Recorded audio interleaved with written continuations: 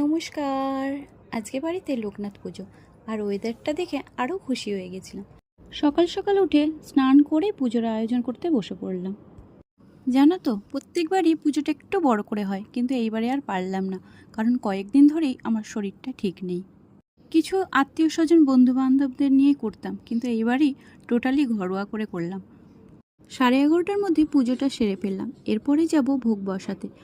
আসলে প্রত্যেকবারই ভোগ দিই তো, এবারে না দিতে পারায় মনটা খুব খারাপ লাগছিল, তাই অল্প করে একটু আয়োজন করলাম।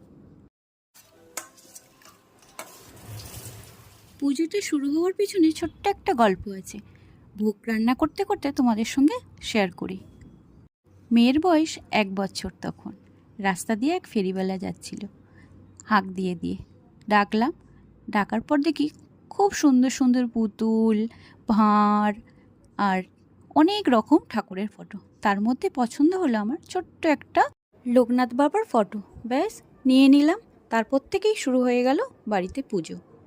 তখন জানতাম না যে পরের দিন তিরোধান দিবস বাবার।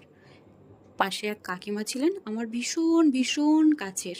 কাকিমাটা আর নেই, জানো তো, পরে একদিন গল্প শোনাবো। যাই হোক, উনি বললেন যে বাহ, ভালো দিনেই বাবাকে নিয়ে এসেছো, পরের দিনই তিরোধান দিবস। আমি তখন বললাম, মেয়ে ছোট, কি করে করব পুজো?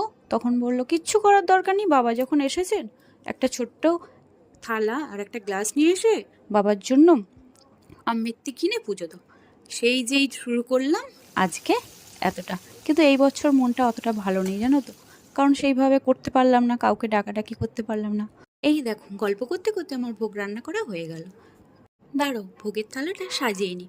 একটা হচ্ছে আমার গবলু সোনার জন্য, আর একটা হচ্ছে আমাদের লোকনাথ বাবার জন্য।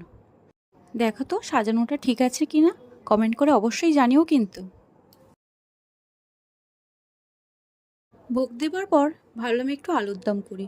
আশেপাশে একটু তো প্রসাদ দিতে হবে, সেই কারণে আলুর দমটা বসিয়ে দিলাম।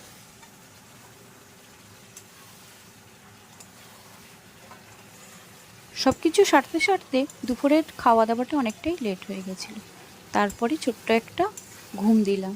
ঘুম দিয়ে বাবাকে সন্ধেবেলা সন্ধে আরতি দেখিয়ে সবার বাড়িতে প্রসাদ দিলাম। আজকের ব্লগটা এখানেই শেষ করলাম। টাটা।